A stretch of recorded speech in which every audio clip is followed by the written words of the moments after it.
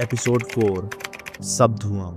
Episode शुरू होता है 8 साल पहले, जहां हम देखते हैं यूसुफ अख्तर का बॉस का फ्यूनरल। यूसुफ अपने बॉस की पत्नी को बोलता है वैसे धंधे के हिसाब से उसका बॉस का सब कुछ यूसुफ का होना चाहिए। फिर यूसुफ स्वाति को कहता है यहाँ कोई काम नहीं है, इसलिए उसे मुंबई जाना होगा। वहाँ दिलीप भाई है जो यूसुफ का धंधा वहाँ संभालते हैं और वो पॉलिटिकल पार्टी भी ज्वाइन करने वाले हैं और अब स्वाति को उनका मन बहलाना होगा। तो स्वाति उसे बोलती है कि वो यहीं रहना चाहती है। तो यूसुफ कहता है दर्जा और इज्जत अगर चाहने से मिल जाता तो बात ही क्या थी। सीन शिफ्ट होता है प्रेजेंट डे पर, जहां हम देखते हैं कि यूसुफ वसंत के आई और बाबा को बंदी बनाकर रखता है। वसंत आता है और वो दिखता है इक्का को, जिसपे तेंदुए ने अटैक कर दिया था। वसंत उन दोनों को छोड़ने के लिए कहता है पर यूसुफ मना कर देता है और कहता है कि उसकी वजह से उसके 2 आदमी मारे गए और इक्का को तेंदुए ने घायल कर दिया और कहता है कि जब तक वसंत पैसा नहीं लाता तब तक उसके आई और बाबा उसके पास रहेंगे। फिर यूसुफ कहता है, फिर वसंत यूसुफ से एक और मौका मांगता है। फिर यूसुफ जाता है इक्का के पास और उसका गला काट देता है क्योंकि यूसुफ को उसने धोखा दिया। फिर यूसुफ वसंत के पास आता है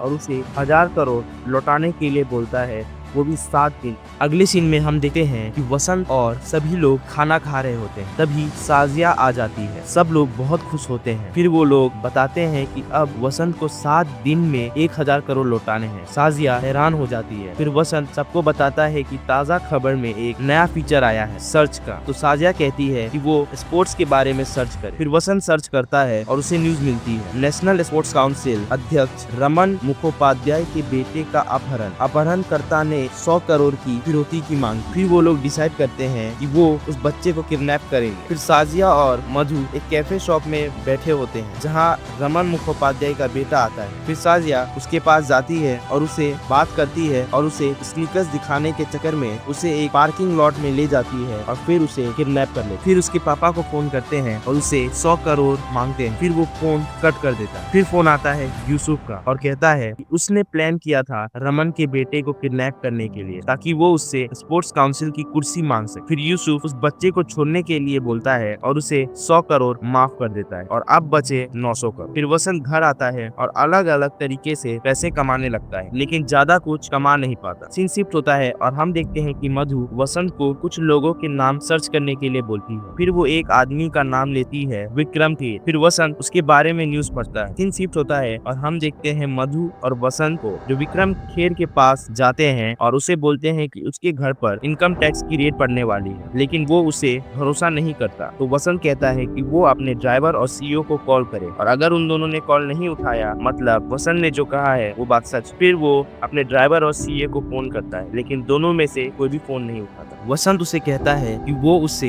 1500 करोड़ देगा तो वो विक्रम खेर के घर पर जो इनकम टैक्स भरने वाली है वो रुकवा सकता है, लेकिन वो कहता है कि उसके पास अभी पैसे नहीं है। तो वो लोग उसके घर पर जो 2 पेंटिंग थी जो लगभग 900 करोड़ की थी उसे ले जाते हैं और यूसुफ भाई को दे देते हैं। तो दोनों की फोटो लेता है और स्वाति को भेज देता है और वसंत को के आई बाबा लौटा देता है, लेकिन तभी यूसुफ को स्वाति का वॉइस मैसेज आता है, मेरा डीलर कह रहा है कि इन दोनों पेंटिंग्स की ओरिजिनल लंदन में है, ये नकली है।